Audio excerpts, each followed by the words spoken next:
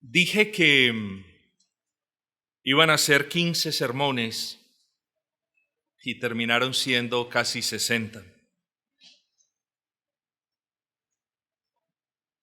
Definitivamente me enamoré de la carta mucho. Sermones que fueron desde los más doctrinales, como la unión a Cristo del creyente, hasta los más devocionales, como aquellos en los que fuimos recordados en Efesios 5:1 de imitar a Dios como hijos amados. Creo que es precisamente esa cuidadosa, esa mezcla divina entre lo doctrinal y lo práctico, lo que le da a esa carta hermosa que hoy terminaremos de exponer, ese sabor espiritual que uno quisiera seguir probando una y otra vez. Cuando algo nos gusta, lo repetimos. Yo les aconsejo, mis amados, que no se olviden de este hermoso cofre lleno de perlas útiles y valiosas, o de esta gran mesa llena también de viandas deliciosas. Recuerden el libro de Efesios, las cosas que aprendimos, las verdades que nos animaron, las exhortaciones que nos guiaron. Recordémoslo, hermanos, y que el Señor nos continúe bendiciendo. No hay duda, hay que hablar de esto, de que esta ha sido una serie bastante sufrida. Inconvenientes y dificultades nos obligaron a detenerla por un tiempo, pero fue la gracia del Señor la que ahora nos trae hasta este punto, mis amados. De repente alguno dijo: no vamos a alcanzar a escuchar el fin de esa carta, pero henos aquí, hermanos, sostenidos por el Señor, y hoy escuchamos el fin. No quedan, hermanos, hay que decirlo, no quedan los 60 mejores sermones de la carta del apóstol Pablo a los Efesios. Quedan 60 sermones en los que fuimos instruidos, porque la palabra del Señor no es para hacer sentir bien a nadie, mis amados. La palabra del Señor nos instruye, la palabra del Señor nos anima, nos redarguye, claro está, nos exhorta, nos amonesta y también nos desafía. Yo creo que todos hemos recibido estas bendiciones de este hermoso libro.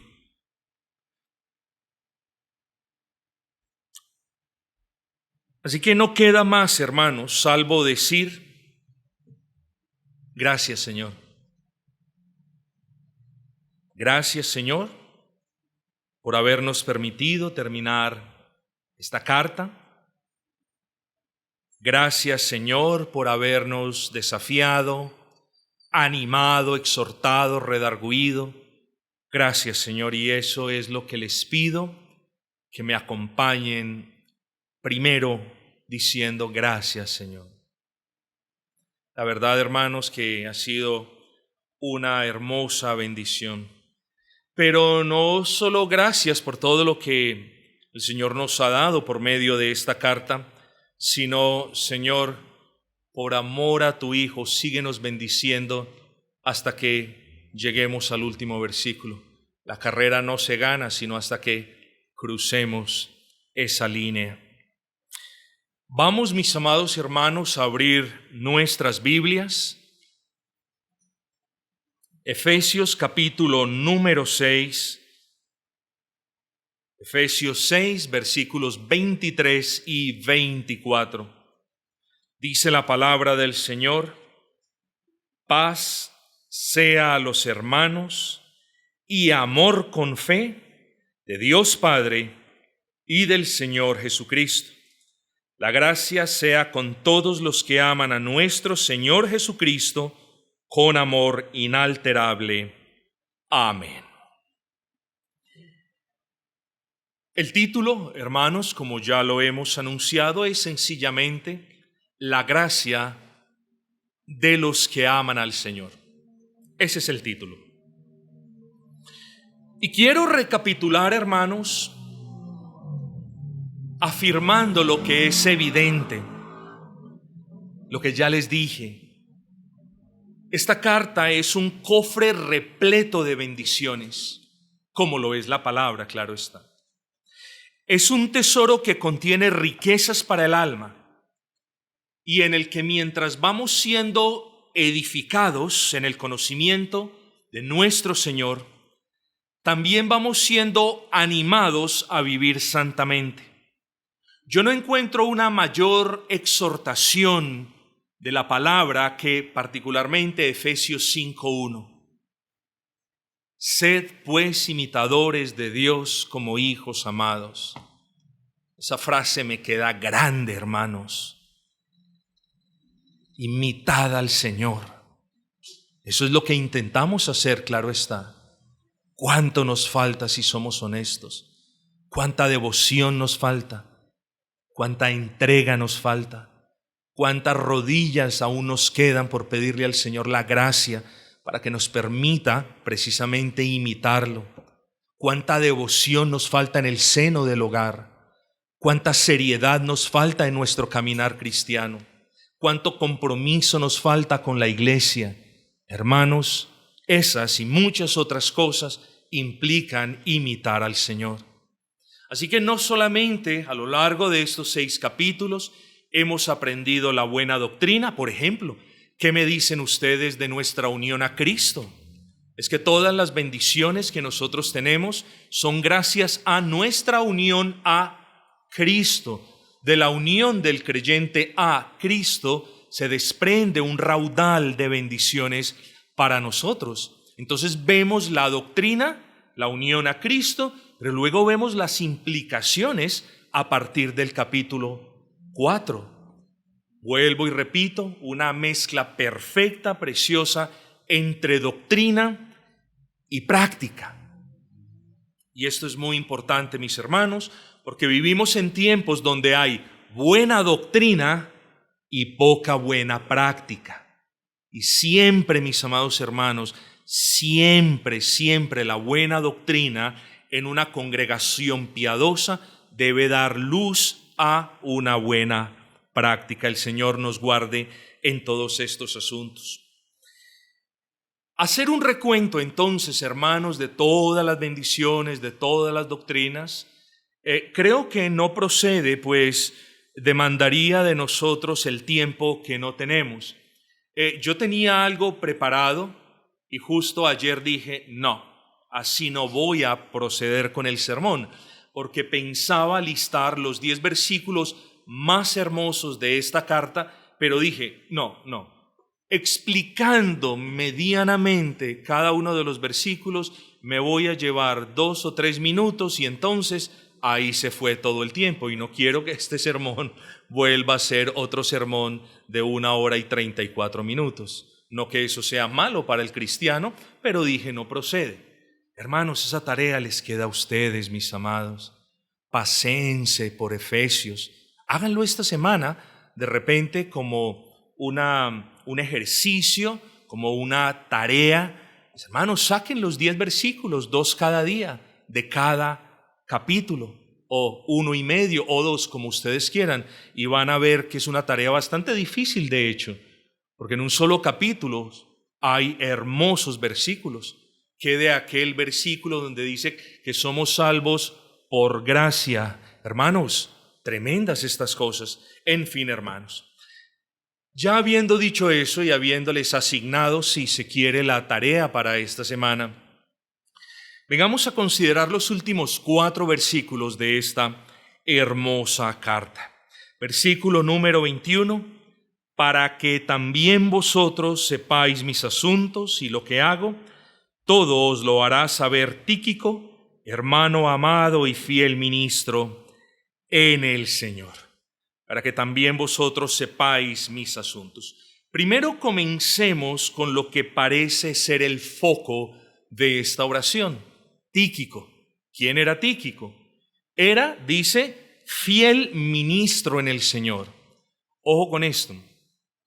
Aquí la palabra ministro no la podemos interpretar en el sentido estrecho, es decir, como un ministro del Evangelio. A ciencia cierta no sabemos si Tíquico era un ministro del Evangelio. Lo más probable es que esta palabra aquí indique o proyecte la idea de un colaborador, de alguien que le ayudaba a Pablo. Bueno, en ese orden de ideas, todos los cristianos debemos ser ministros. ¿Qué es un ministro? Viene de la palabra ministerio, que significa servicio. Todos los creyentes somos o debemos ser esos ministros. Servimos a nuestros hermanos, servimos al Dios que nos ha salvado. Entonces, eso era Tíquico, mis amados. Un varón al servicio de Cristo.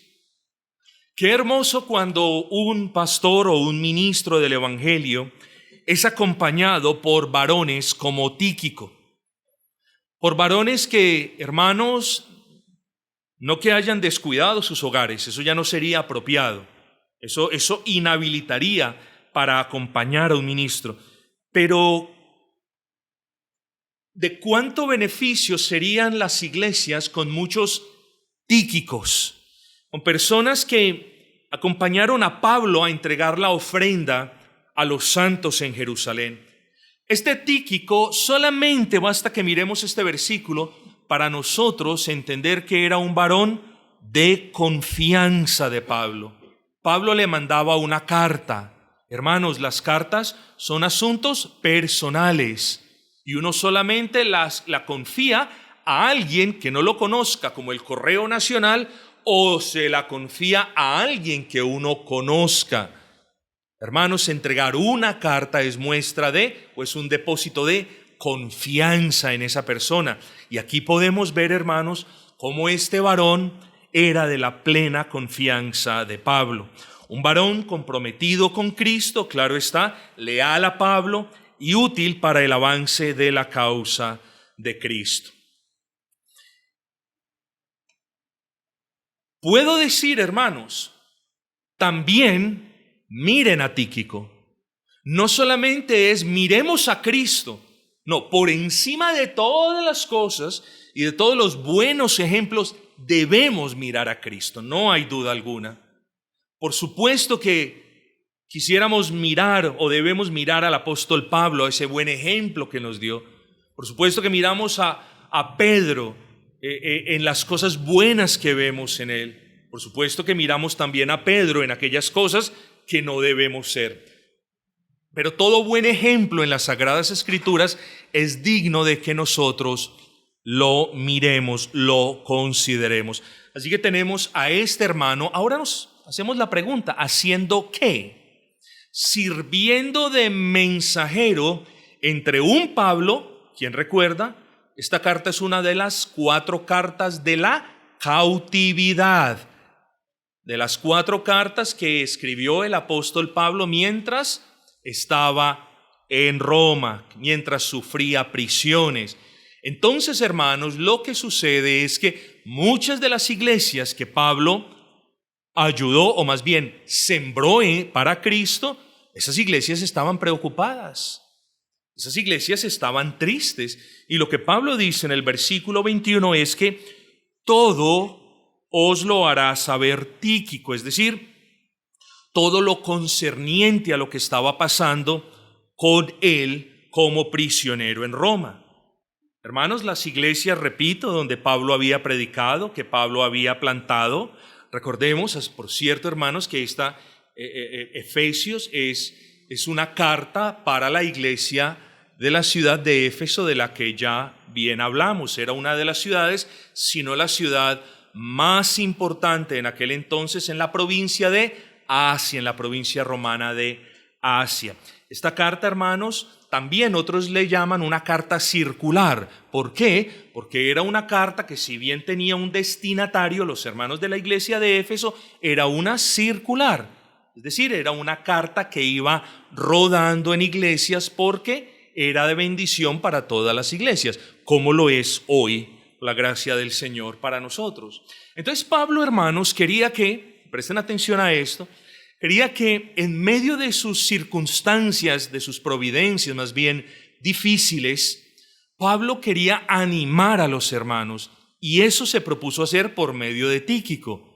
Miren lo bueno del Señor. El Señor no solamente había permitido, ¿cierto?, el encarcelamiento del apóstol Pablo, sino que le había dado gran instrumentalidad mientras estaba encarcelado. Pablo pudo predicar el evangelio. Probablemente, hermanos, tenía mayor libertad. En cierta carta se nos dice que Pablo, estrictamente hablando, no estaba precluido en una prisión, sino que estaba en una casa y tenía cierta libertad. Entonces, Pablo quería tranquilizar el corazón de su iglesia, mis amados, y a eso se refiere el versículo 21. Pablo quería tranquilizar, quería que ellos supieran qué es lo que estaba pasando con él. Hermanos, en alguna de estas líneas que hemos leído ya por años, hemos visto una queja de Pablo. No, hermanos queridos, por medio de esta carta el apóstol prácticamente está diciendo: hey, tranquilos, estoy vivo, estoy bien, el Señor me ha concedido instrumentalidad. Pido oración, eso sí, como lo vimos la semana pasada, pido oración por todos los santos. Eso no solamente aplica para ustedes en el contexto de la iglesia local, sino para los demás santos. Y a eso se refiere el apóstol Pablo en los versículos 21 y 22. 22, el cual envié a vosotros para esto mismo. Es casi una repetición del versículo 21, algo muy común en la literatura hebrea. Pablo evidentemente está escribiendo en griego, pero era simplemente, dice él, hebreo de hebreos. Entonces, hombre, claro, podemos percibir en su manera de escribir esto, el cual envía a vosotros para esto mismo, vuelve y repite, para que sepáis lo tocante a nosotros y que consuele vuestros corazones. Eso lo tenemos claro, mis hermanos, son dos versículos transparentes, salvo por estas cuestiones que son históricas y lo de Tíquico, que es importante traerlo a colación para que nosotros cobremos ánimo, hermanos, y pidamos al Señor mayor instrumentalidad en el avance de la causa de Cristo. Ahora llegamos al versículo 23. Dice: paz sea a los hermanos y amor con fe de Dios Padre y del Señor Jesucristo. Bueno, hermanos, no quiero aquí tardarme más tiempo del que sería apropiado, pero existen hermanos que los saludan a uno, gracia y paz, gracia y paz. ¿Eso está mal? No, eso no está mal, hermanos, son maneras.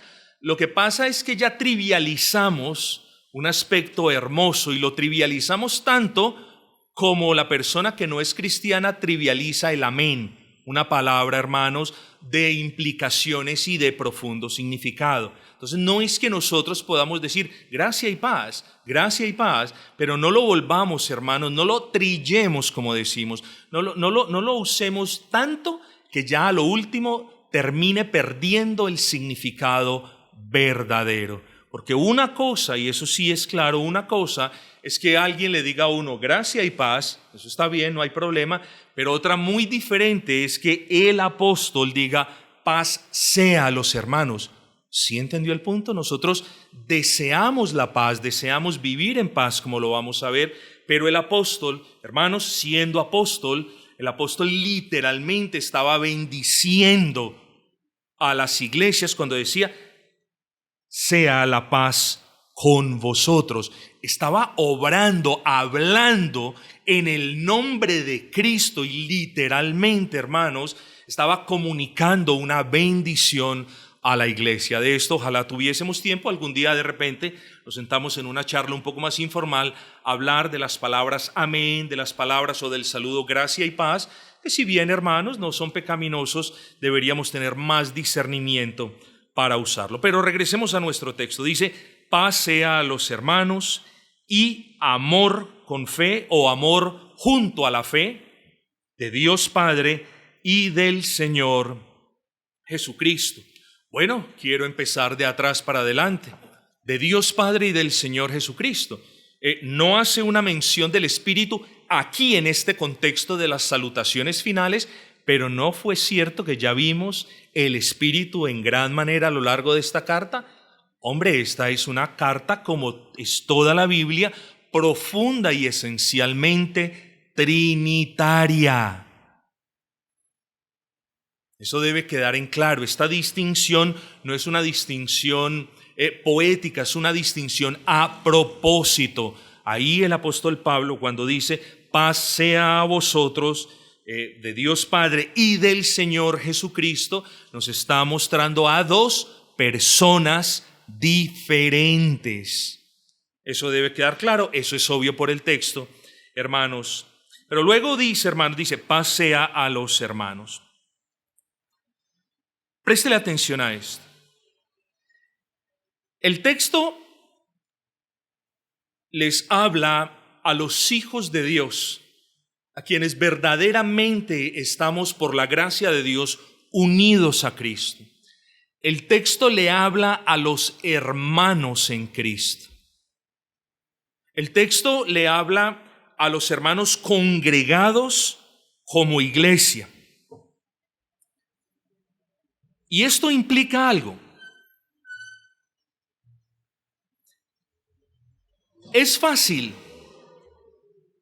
tener paz cuando usted está solo en su casa. Nadie lo molesta, nadie lo perturba, nadie le dice nada, nadie lo interrumpe, entonces usted está en paz. Pero es en el contexto de la iglesia que el apóstol menciona esta bendición, comunica, si se quiere, esta bendición.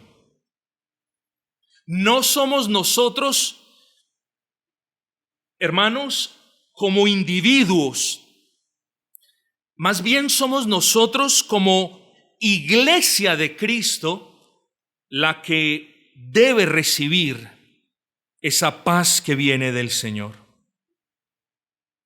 Así que la intención de Pablo era que los hermanos de la iglesia crecieran por la gracia de Dios en la posesión de todas estas bendiciones que ya vamos a enumerar, pero particularmente dice la paz, el amor y la fe. Y vuelvo y repito, es fácil tener paz cuando usted está solo. Es fácil amar a la distancia. Es fácil ejercer la fe desde un buen y cómodo colchón. Pero repito, la intención del apóstol era hablarle a la iglesia.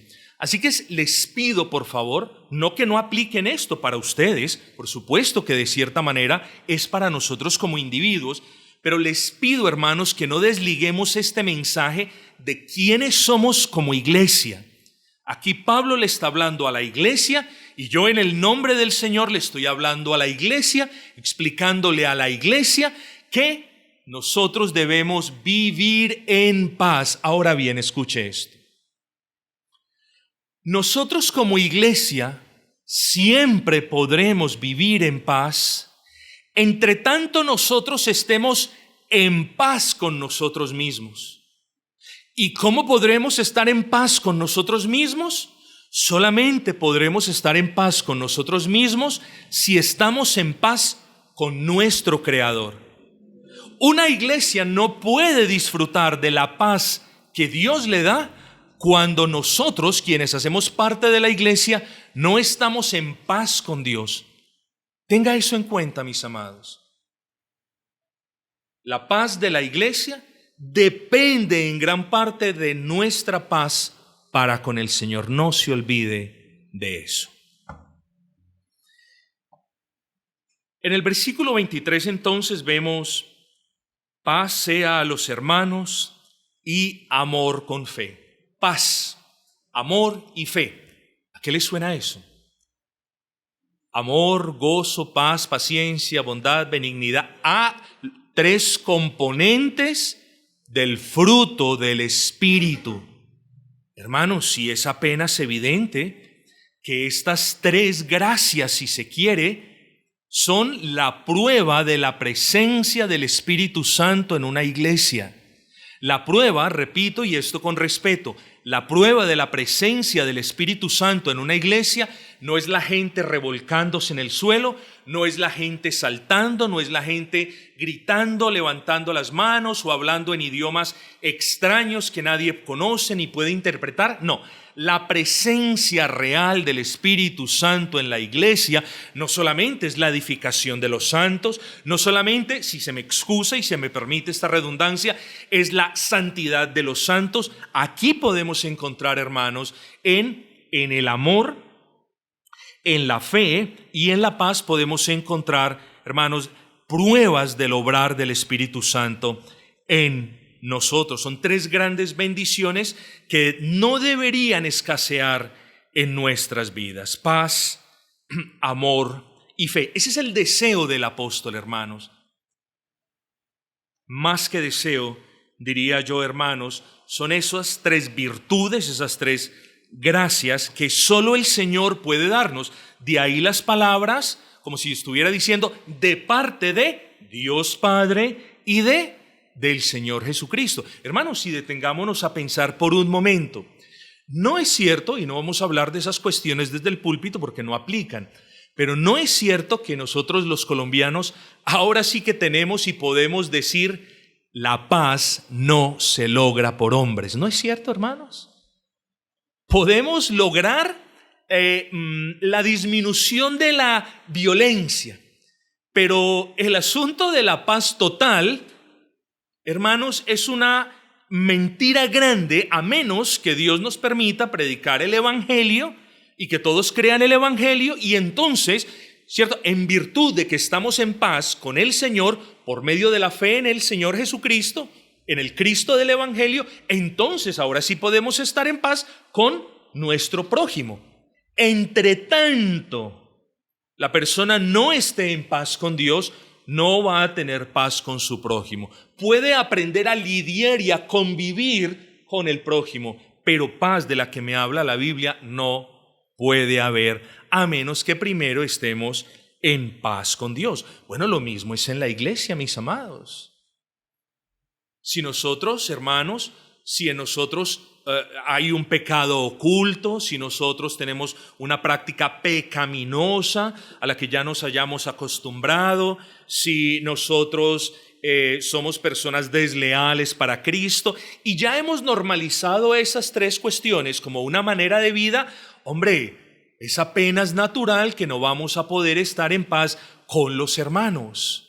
Nosotros debemos primero, hermanos, por amor a Cristo, pero los que amamos la iglesia del Señor de la misma manera, por amor a Cristo, pero por amor a los hermanos, buscamos estar en paz con Dios. Pastor, ¿y cómo yo puedo buscar estar en paz con Dios? Yo ya creí el Evangelio. Bueno, muy bien. Nosotros debemos seguir buscando estar en paz con Dios por medio de una limpia conciencia.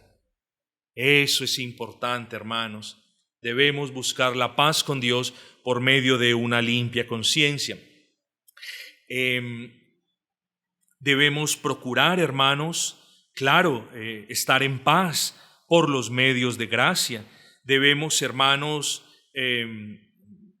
gozarnos en la paz que Dios nos da. Es un don de Dios.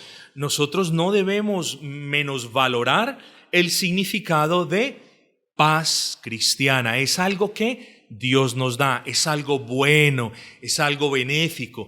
Hermanos, probablemente más adelante tendremos controversias. La iglesia se ha forjado y ha forjado su carácter en medio de controversias. No hay nada de malo en una controversia, por ejemplo, doctrinal, pero en medio de todas esas cuestiones nosotros debemos tener la paz. ¿Cuál paz? La paz que viene de Dios, la paz que sobrepasa todo entendimiento, mis amados hermanos. Esa paz es la que a su vez produce gozo en medio de las tribulaciones. ¿Cómo Pablo pudo haber estado en paz en medio de una situación tan compleja? Bueno, hermanos, porque tenía la paz del Señor, estaba en paz con el Señor, y eso nos invita a nosotros. Busquemos la paz Queridos hermanos, busquemos la paz nuestra con nuestro buen Señor, porque si esa paz no la tenemos, no vamos a estar en paz, no solamente en la iglesia, sino en nuestros hogares, hermanos queridos. Tengamos en cuenta eso. La paz, sigamos hablando, la paz entre hermanos es una que fluye, como les dije, de la paz que cada uno de nosotros debe tener con Dios. Si hay paz entre nosotros, ¿no es cierto que la comunión es más placentera? ¿No es cierto que el servicio se hará con más ánimo y gozo? Y como les digo, hermanos, la paz es una marca del obrar del Espíritu Santo y en cierta manera es una ofrenda de la iglesia para con Dios. Oigan, cada uno de nosotros es responsable de traer sus ofrendas, eso hacemos, pero como iglesia, como el cuerpo de Cristo, somos responsables de ofrendar paz, porque hermanos, esa es una muestra del Señor obrando en nosotros. Ojo con lo que les voy a decir. Es cierto, hermanos, que en algunas ocasiones no podemos estar en paz con la gente del mundo, eso es cierto. La palabra nos lo recuerda, Romanos 12:18 nos dice, si es posible, en cuanto dependa de vosotros, estad en paz con todos los hombres. Pero nótese lo que dice, es un condicional, en cuanto sea posible, si es posible, en cuanto dependa de usted, haga el esfuerzo por estar en paz con su vecino, con su jefe, con su empleado, con los demás, ¿cierto? Pero lo que podemos aprender de este versículo de Romanos es que no siempre es posible. Es decir, debemos procurar estar en paz, pero no siempre es posible. No obstante, y note esto, no obstante, esos mismos condicionales no están presentes cuando hablamos entre hermanos. ¿Sí entiende eso? Cuando hablamos entre hermanos en Cristo, no es posible no estar en paz. O puesto de manera positiva, es necesario siempre estar en paz, porque entre cristianos que tienen paz con Dios se puede lograr la verdadera paz. Entonces, hermanos, uno entiende por qué uno no puede estar en paz verdadera con alguien que no conoce el Evangelio. Uno lo entiende. Uno entiende de repente por qué alguien, un piadoso que está casado con una persona que no conoce verdaderamente a Cristo, uno entiende por qué esa persona no puede estar siempre en paz con esa persona. Uno entiende, hermanos, por qué nuestra interactuación con la gente del mundo es una interactuación más que pacífica, es una tensa calma, digámoslo así. Pero en la iglesia de Cristo, hermanos, donde hemos sido perdonados, en la iglesia de Cristo donde hemos sido perdonados, ¿no vamos a perdonar a un hermano que nos ofende? En la iglesia de Cristo, donde quienes tenemos y estamos en paz con Dios, ¿no vamos a estar en paz con un hermano que también ha sido salvo por ese mismo Dios, hermanos? Oh, no, hermanos, dos hermanos que no puedan estar en paz son dos hermanos que están andando en pecado. Déjeme ponerlo claro.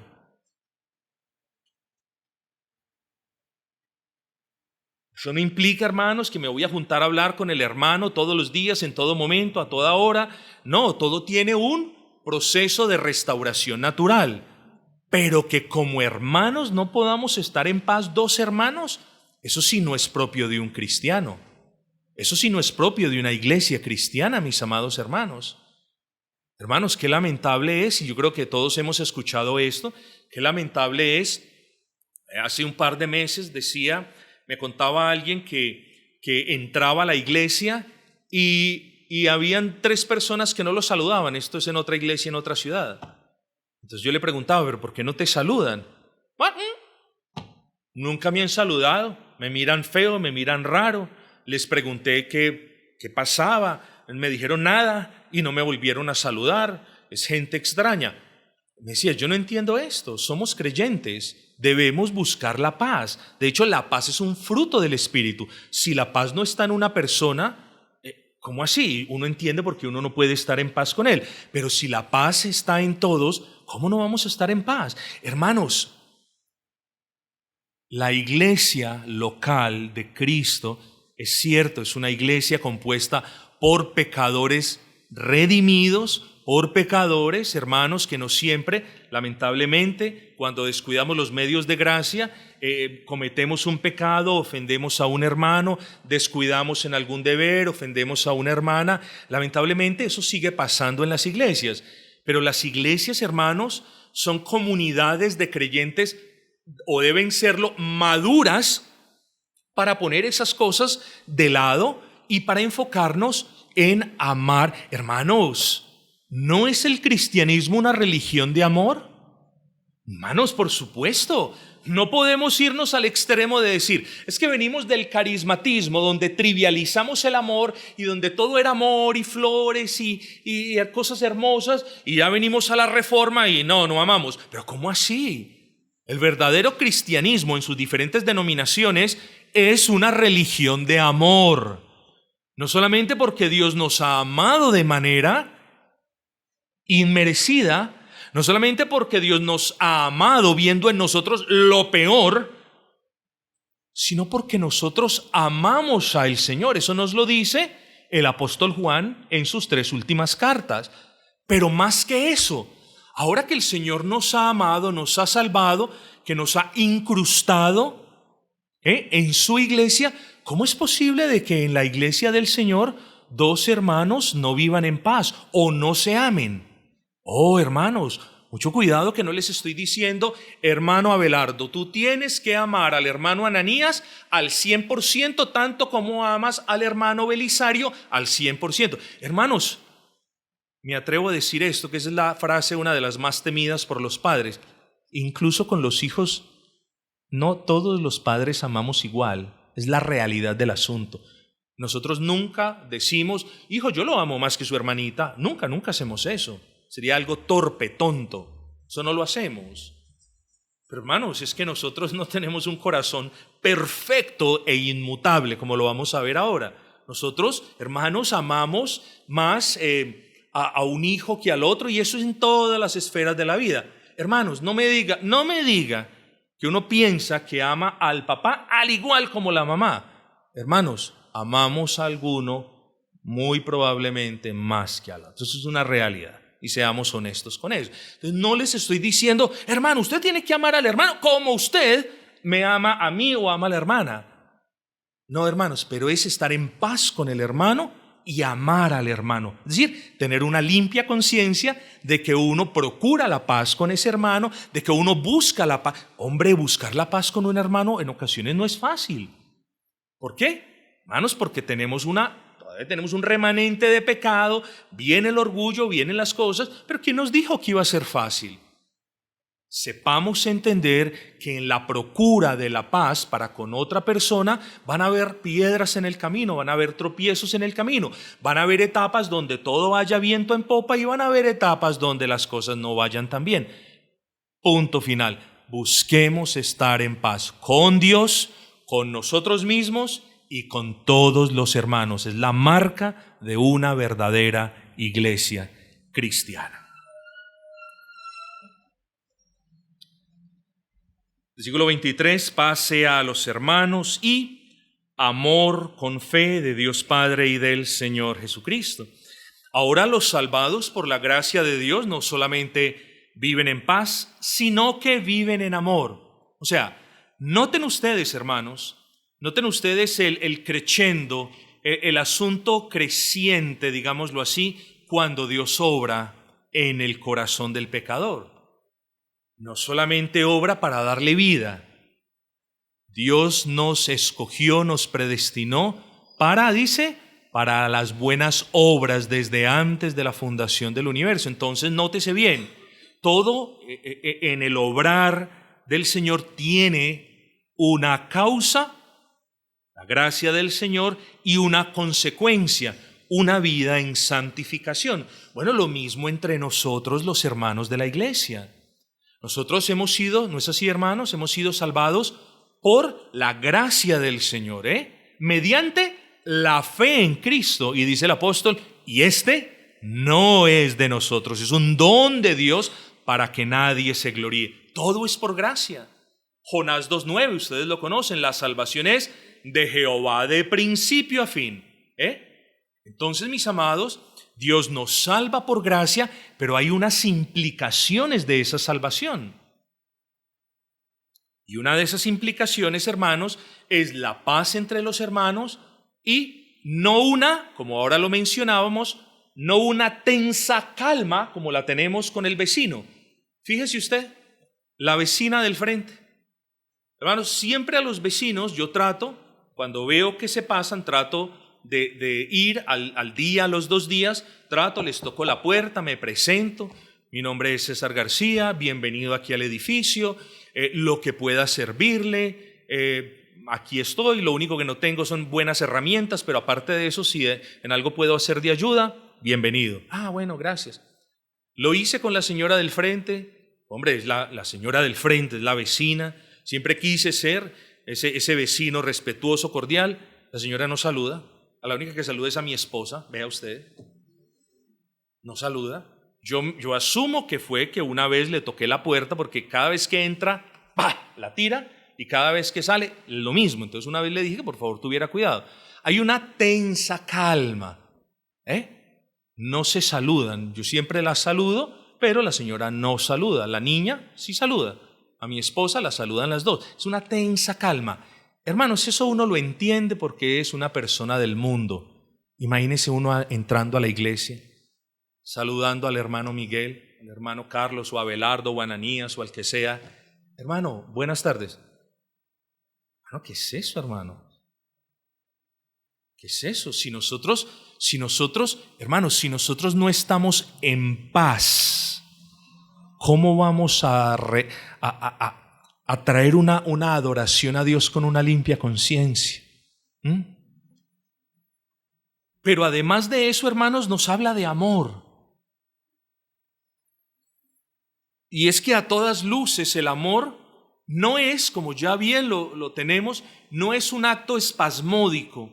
El amor no equivale a una manifestación bondadosa o a una manifestación de educación. Yo saludé a la hermana Patricia y le dije, hermana, buenas tardes. Buenas tardes, pastor. Que le contesten a uno de buena manera no significa que lo amen. Ojo con eso. Y más bien, además de un saludo cordial y respetuoso, eso sí, juzgamos y podemos juzgar el saludo y el tono del saludo y lo demás, pero no podemos juzgar el corazón, eso sí no lo podemos hacer. Por eso esta palabra es para creyentes. Cada uno de ustedes examínese y cerciórese no solamente de que estamos siendo cordiales, respetuosos con cada hermano, sino que de verdad les estemos amando de verdad, hermanos. ¿Cierto? A la persona que saludamos la podemos engañar, a Dios no. Y la palabra, mucho más que llamar a dar un saludo, es a amar. Entonces, el amor, hermanos, no es una manifestación, digámoslo así, es una acción continua. Alguien habla del amor como la manera de vida. Amor no significa muchas cosas que no tenemos ahora el tiempo de entrar en ellas, ¿cierto? Pero amor es una manera de vida. Nosotros debemos amar a los demás. Más que a los demás, la prioridad lo tienen, escúchese bien, los hermanos de la iglesia local. Y de repente, lo digo con respeto, si no hemos entendido eso, nos hace falta regresar años luces atrás en teología para comprender lo que dice el apóstol Pablo: preferíos entre vosotros, hermanos. Así que, hermanos queridos, no podemos hablar de yo estoy bien en el Señor si yo tengo una paz en calma con otras personas, pero estoy en discordia y discordancia con los hermanos de la iglesia. Eso no está bien, hermanos. Es una manera de vida. De hecho, hermanos, obediencia evangélica a los 10 mandamientos de la ley moral del Señor sin amor no es otra cosa que legalismo puro. Pero amor sin ley es sentimentalismo barato. El cristiano rinde una obediencia evangélica a la ley del Señor en el espíritu de amor. Yo no puedo decir, hermanos, que amo al hermano y luego hablo mal del hermano. Yo no puedo decir que respeto al hermano y luego envidio al hermano. Entonces, el cumplimiento de la ley debe ser en el espíritu del amor.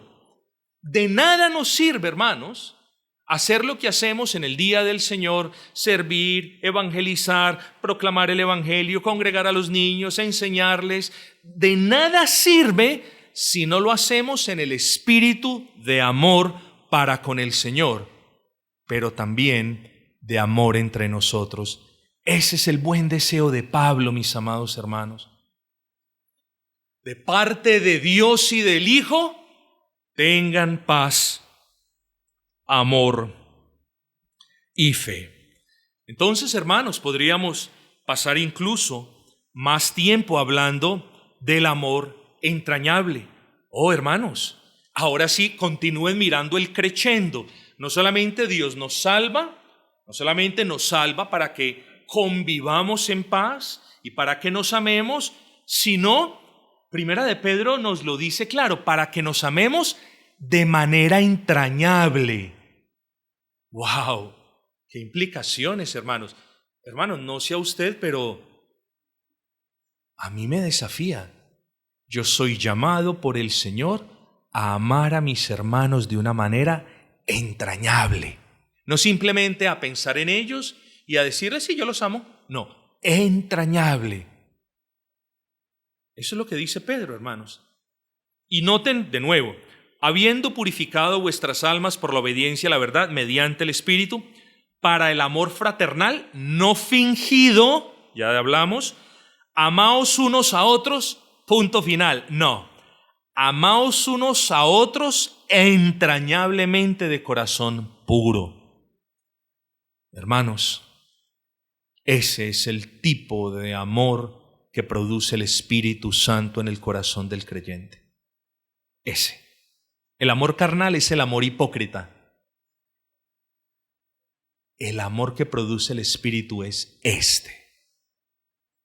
Y estoy muy seguro es lo que tiene en mente el apóstol Pablo.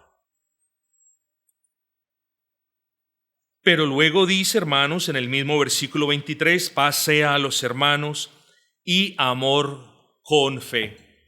Fe, ¿cuál tipo de fe, mis amados hermanos? ¿Será que habla de la fe como el conjunto de todas las doctrinas reveladas? Cuando uno piensa, uno o alguien pudiese decir, bueno, sí, de repente el apóstol Pablo tiene en mente que nosotros nos amemos, estemos en paz dentro de la unidad de la doctrina. Alguien explica este versículo de esa manera. Yo particularmente, hermanos, creo que está haciendo referencia a una fe diaria o activa que ya consideramos en el escudo de la fe. Pero ahora pasemos al último versículo, hermanos, un versículo bien interesante. Dice: la gracia sea con todos los que aman a nuestro Señor Jesucristo con amor inalterable. La gracia.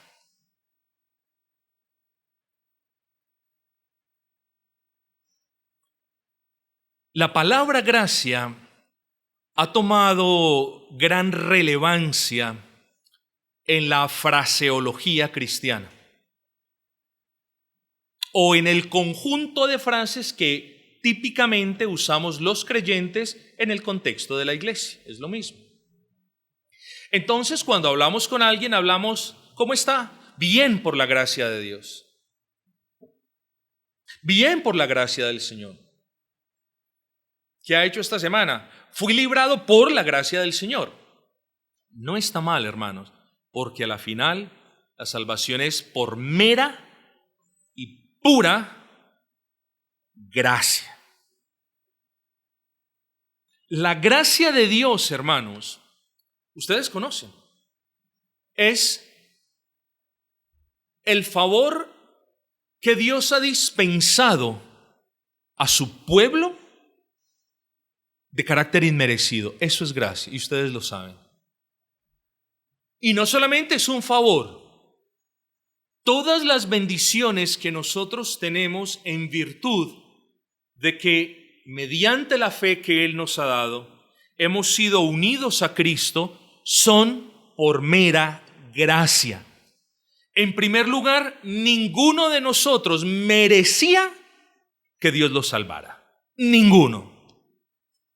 La persona que cree que por alguna razón merece ser salvo es una persona que no tiene la más mínima idea de qué es lo que merece y menos de qué es lo que no merece.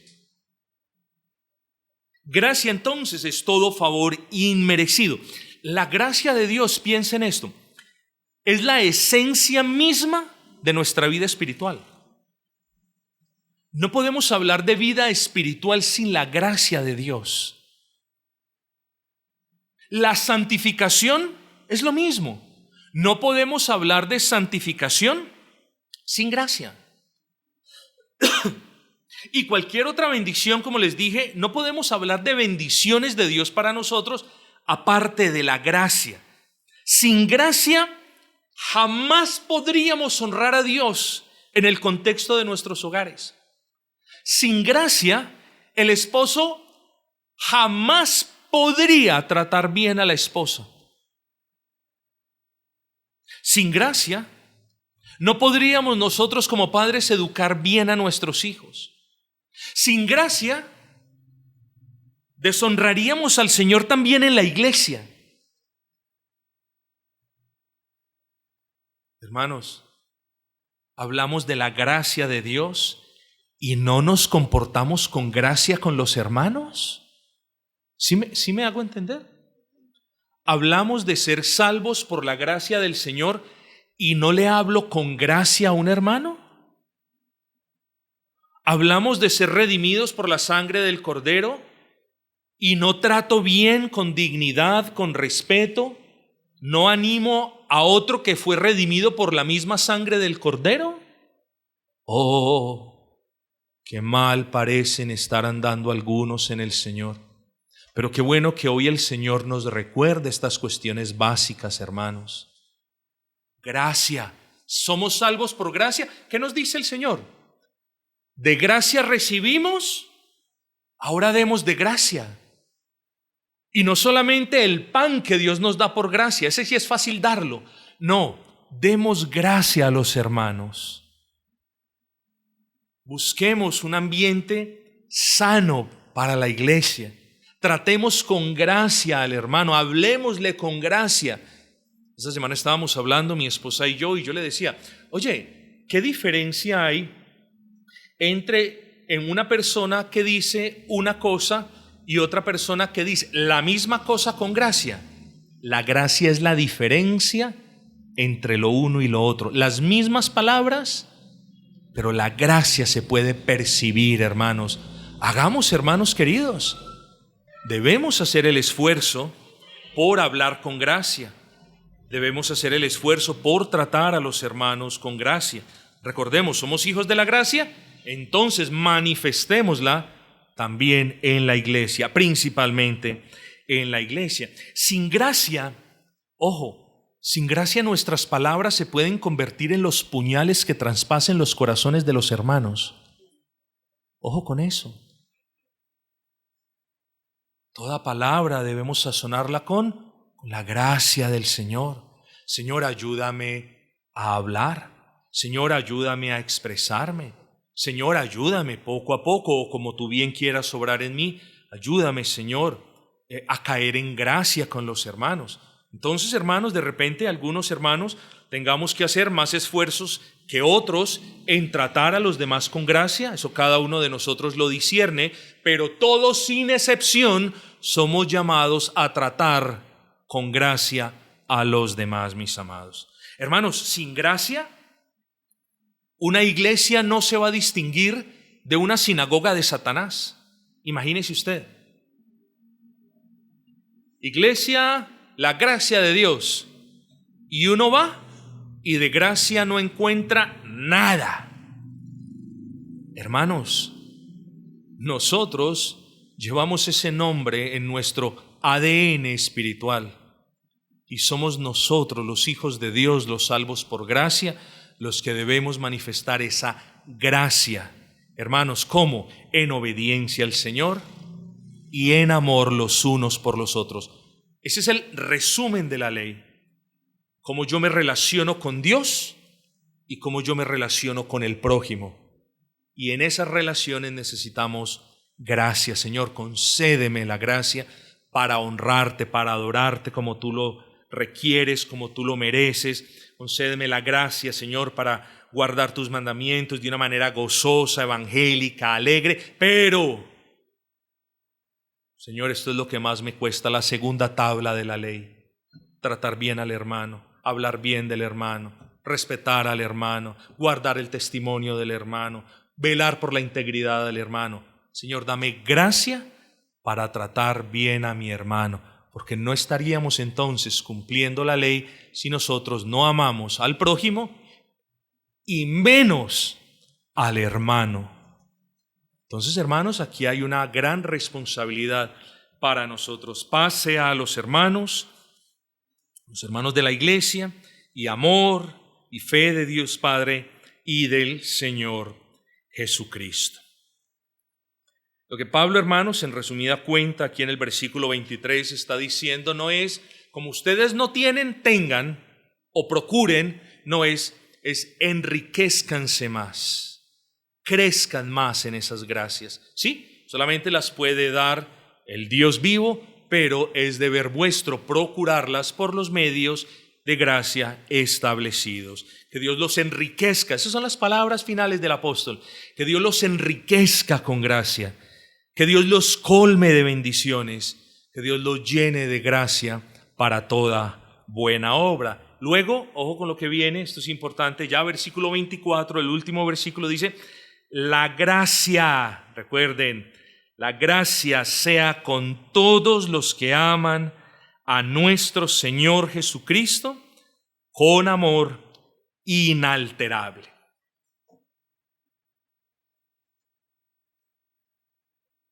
¿Usted ama a Cristo?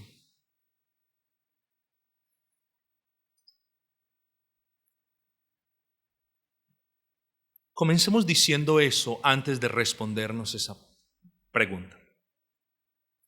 Inalterable. Quiero primero explicarles qué no es o qué no significa. Usted no puede leer esta palabra como inmutable. No la puede leer de esa manera. Parece que fuera así, pero no es así. Entonces no significa inmutable. ¿Por qué? Porque ese es un atributo divino e incomunicable. La inmutabilidad de Dios en todos sus atributos. Entonces, no es que la gracia solamente Dios la va a dispensar sobre los que aman al Señor y nunca su amor por el Señor va a cambiar. Porque si somos honestos, nuestro amor por el Señor sí cambia, fluctúa, varía. Unas veces es mayor cuando las cosas van bien, cuando Dios nos bendice, cuando todo está en orden, y otras veces merma cuando las cosas se ponen de otro color. Bueno, consolémonos, hermanos, porque estas palabras no son para aquellas personas que, por cierto, no existen, que aman al Señor con todo su corazón y que nunca han dejado de amar al Señor en esa misma intensidad y nivel con el que siempre lo han amado. Eso no es lo que está diciendo el apóstol Pablo. Entonces, no es gracia para un tipo de cristianos que están a un nivel superior, como si el apóstol estuviera dividiendo la iglesia entre los cristianos que pueden amar al Señor de una manera perfecta y siempre de la misma manera, y de otros que fluctuamos o que tenemos algunos desafíos y todo lo demás. No, hermanos. Entonces, eso es definido de manera negativa. Entonces, no pensemos en este amor de manera, ¿cierto?, como la inmutabilidad. Lo que Pablo dice, inalterable, esta palabra en el original griego significa mejor incorruptible.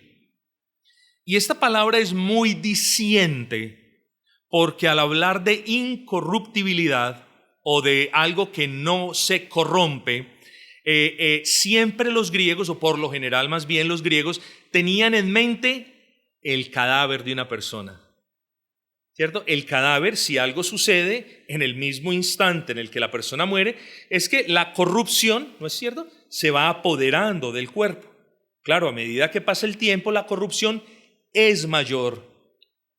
Pero eso es lo que tiene el apóstol en mente, ¿cierto? ¿Y qué podemos entonces aprender de esta frase con amor inalterable? Pablo está haciendo referencia, mis amados hermanos, es a un amor que puede fluctuar, pero que no puede perecer. A eso hace referencia el apóstol Pablo. ¿Por qué escogió? El Espíritu lo movió a que escogiera esas palabras, hermanos. Y creo que la intención del Espíritu es mostrarnos, mis amados hermanos, que los verdaderos creyentes siempre amaremos al Señor. Y amamos al Señor por una razón sencilla. No porque seamos tan buenos de poder mantener el nivel de ese amor en un buen nivel. Y no porque seamos tan buenos de poder resguardar o hacer algo para que ese amor crezca. No, mis amados hermanos. Los verdaderos creyentes amamos al Señor sencilla y simplemente porque el Señor nos amó primero. No hay consecuencia, es decir, no hay un yo amo a Dios a menos que Dios me haya amado a mí. Yo no puedo dar, ni nadie puede dar lo que no tiene. Yo no puedo amar a Dios sin yo haber recibido el amor salvífico de Dios. Eso ya explica por qué yo no puedo amar a un hermano. Hombre, si yo no puedo amar a un hermano es simplemente, literalmente, porque algo gravísimo pasa en su vida, literal. De hecho, cuando uno lee la carta del apóstol, o las 3 últimas cartas del apóstol Juan, ahí nos dice, hermanos, no solamente de que el guardar los mandamientos prueba que nosotros conocemos a Dios, sino que también lo que prueba que en verdad hemos sido amados por Dios es el amor para con los hermanos. Entonces, hermanos, partamos de la base de que nosotros amamos a Dios con un amor inalterable, es decir, con un amor que no muere. Pero lo amamos porque Él nos ha amado a nosotros.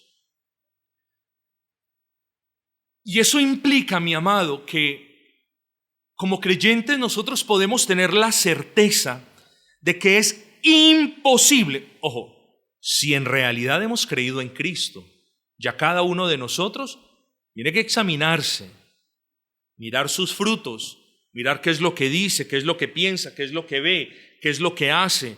Todas esas cosas, hermanos. Pero es imposible que nosotros podamos algún día dejar de amar al Señor. Qué hermosa bendición es meditar en esto. Que por muy torpes que seamos como ovejas, que por muy descuidados que seamos como creyentes, que incluso, hermanos, cuando vienen temporadas de abandono espiritual, de desánimo, nunca el verdadero cristiano nunca va a dejar de amar a su Señor. Puede que los cristianos se extravíen por algún tiempo, lamentable. Puede que el creyente su amor se enfríe por algún tiempo, igual de lamentable. Puede que se aparte, sí. Pero jamás existirá un creyente que se extravíe por completo. Y jamás existirá un creyente cuyo amor se apague por completo. O que se aparte de la iglesia por completo. Yo particularmente no creo en los creyentes de internet que dicen yo soy cristiano. Bueno, muy bien, ¿y en qué iglesia te congregas? No me congrego. ¿Pero por qué?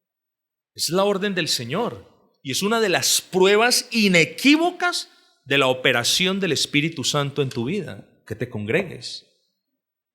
Es que no tengo dónde congregarme. Eso es otra cosa. Entonces pídale al Señor. Pero la congregación, hermanos, no es una opción que Dios te presenta como en la carta. Escoge qué es lo que quieres. Cristianismo por internet, cristianismo bíblico donde se congregan, cristianismo de otra manera, ninguno de los anteriores. Mejor escoge ninguno de los anteriores. No. Congregarnos es una marca de la gracia. Pero regresemos al punto, hermanos. Nunca el cristiano podrá extraviarse por un tiempo, podrá caer en pecado por un tiempo, su amor se podrá enfriar por un tiempo, pero nunca realmente podremos, es imposible que un verdadero cristiano deje de amar a su bendito y glorioso Salvador. Y repito, es imposible no por mérito nuestro, es imposible, hermanos, porque Dios nos ha amado. Y parte de esa gracia amorosa de nuestro buen Señor es que Él nos da la gracia para perseverar aún en nuestro amor por Él. Hermanos, cuando usted piense en su vida como cristiano, solamente diga: Señor, gracias por tu Hijo, nuestro Señor Jesucristo, porque aparte de Él no pude haber sido adoptado en tu familia, y sin su amor, Señor, yo no podría amarte. Entonces, hermanos, eso es lo que significa amor inalterable. Hermanos, se terminó la carta. Algunas veces pensamos que el último sermón debe ser épico, debe ser glorioso. Termina con una salutación, no termina con una amenaza. De repente, si hubiera terminado con una amenaza, estuviésemos temblando. Sí, Señor, no, termina con una salutación. Termina con un buen deseo del autor inspirado, Pablo, para con la iglesia. Eso está bien, hermanos. Y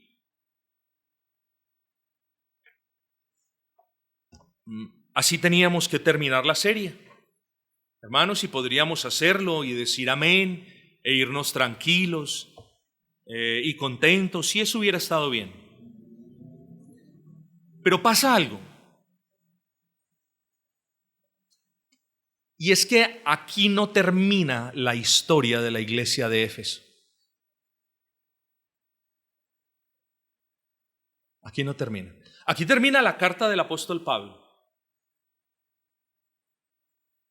Paz, amor entre ustedes, esa fe activa y la gracia de Dios con quienes aman al Señor con ese amor que nunca va a perecer. Ahí la hubiéramos podido terminar. Pero insisto, me tomo el atrevimiento de ir un poquito más allá y decirles: aquí no terminó la historia de la iglesia de Éfeso. La iglesia que bajo inspiración del Espíritu Santo Pablo alabó y bendijo, 30 años más tarde es reprendida en los términos más severos posibles por el Cristo que los amó.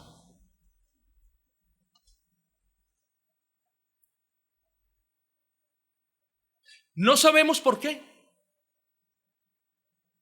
Seguramente la segunda generación de cristianos, por eso orábamos ahora, seguramente la segunda generación de cristianos fue una generación débil,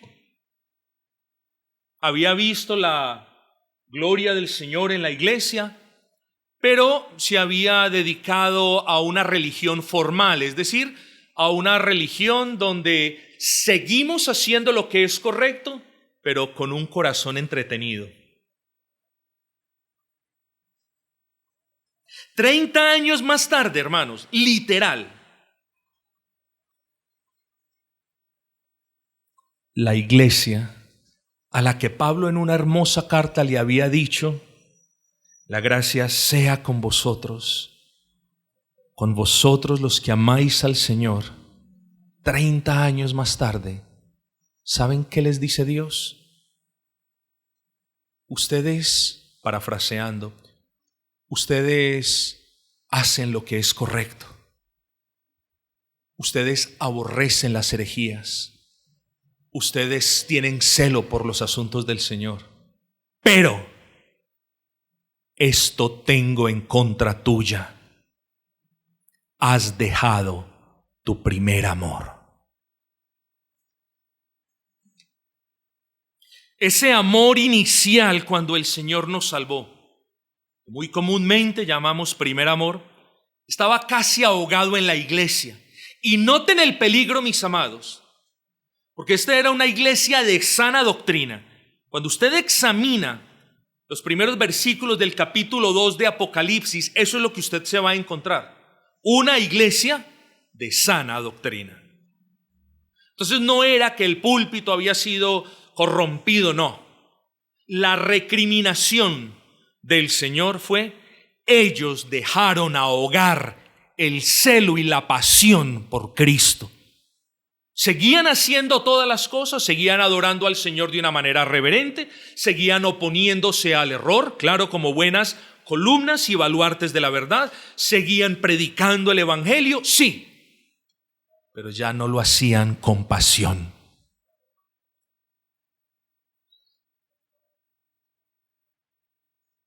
Y no lo habían ahogado no porque nuestro buen Señor hubiese dejado de bendecirlos, lo habían ahogado ellos mismos, hermanos.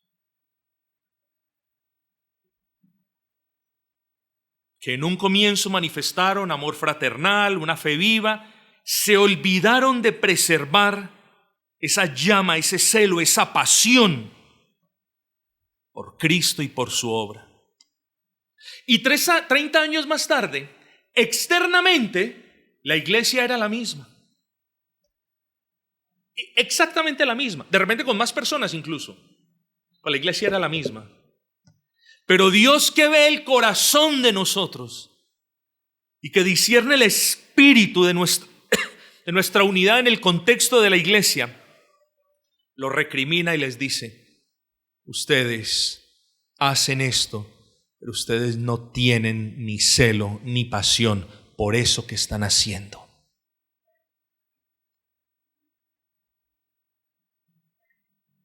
Pero tengo contra ti que has dejado tu primer amor. Los eruditos y comentaristas a lo largo de la historia han coincidido en la gravedad de esta acusación, hermanos. De hecho, el teólogo puritano Matthew Henry explicó que el pecado de los efesios no fue abandonar por completo a Cristo. Eso sería una apostasía. Y los cristianos no apostatamos. Entonces, lo que dice Matthew Henry es que el pecado de la iglesia, de los hermanos de la iglesia, no fue que le dieron la espalda a Cristo por completo, sino que perdieron la intensidad, dejaron perder la intensidad del fervor y de su amor. Y en las palabras del propio puritano dice: no habían dejado al objeto de su amor, sino la ferviente medida del amor que al principio había sido por ellos demostrado. La iglesia, repito, esto es importante, seguía haciendo muchas cosas bien, pero ya no con el mismo corazón apasionado. Por lo que Cristo, como el esposo celestial, percibe que el amor de su iglesia ya no es tan ardiente como antes. Hermanos, y tenemos, si lo quieren ver de esa manera, tenemos a Cristo como novio, lamentándose de corazón que su amada ya no lo ame de la misma manera. Qué tragedia, ¿no es así?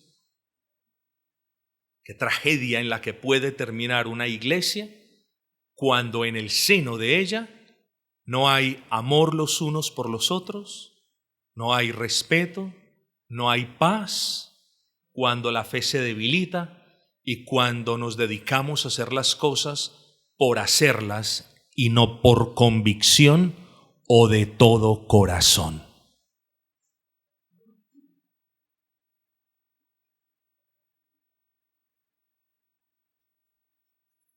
Con esto en mente, hermanos,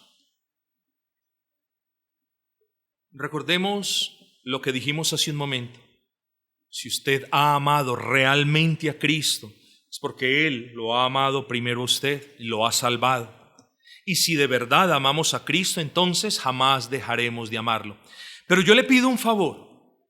Es cierto que esta es una verdad consoladora para nosotros. No obstante, también es una verdad, a la luz de lo que acabamos de decir, de cuán bajo podemos llegar a caer en nuestro amor por el Señor, hermanos. Cuán bajo. Y en cuán o de cuán grande es el peligro en el que está una iglesia constituida por hermanos sin convicción, sin pasión y sin celo en el corazón.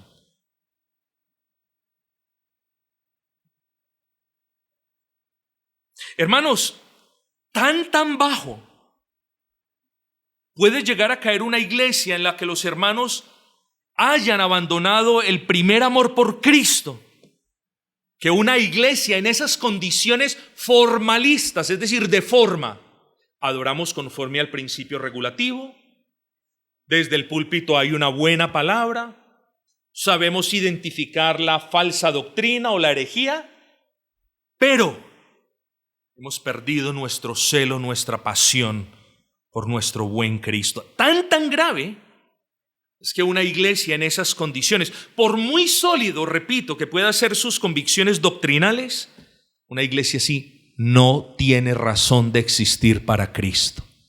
Y esa fue la amenaza que Dios le hizo a la iglesia. Ojo, no sea que vuestro candelero se apague. Al pastor lo podemos satisfacer. Vamos a hacer lo que nos diga. Con el hermano podemos salir para no sentirnos muy mal, pero a Cristo no lo podemos engañar. Y si no hemos de servir con pasión, con celo, con convicción, entonces, hermanos, es tiempo de dar 2 pasos al costado, porque no queremos una disciplina de Dios a causa de cualquier tipo de hipocresía en nuestro servicio.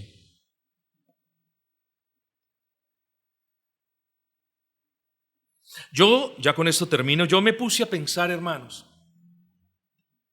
Pensaba, ¿será que los hermanos de la iglesia de Éfeso se confiaron muchísimo que Pablo les había dicho gracia para aquellos que aman al Señor con ese amor que no puede morir? ¿Será que ellos se confiaron y dijeron, bueno, como mi amor por el Señor no puede morir, puedo descuidar los medios de gracia, puedo dejar de ir a la iglesia, puedo dejar de pedir por celo, fervor y convicción? Claro, como no puede morir, yo estoy tranquilo.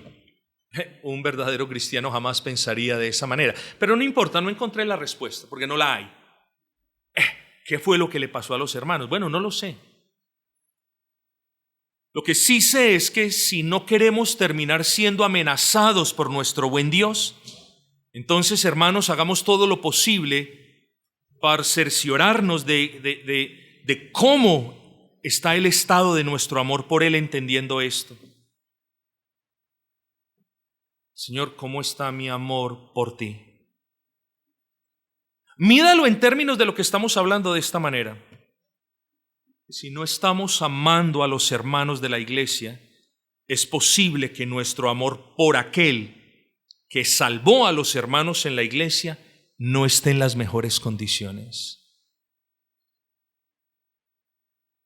Yo no soy Dios, ni evidentemente, pero si alguien me va a hacer un favor, hermanos, uno diría, bueno, es que hasta un favor de mala gana sirve. Sí, pero es que Dios no necesita. Nosotros podemos necesitar algún favor de mala gana alguna vez y nos toque aceptarlo.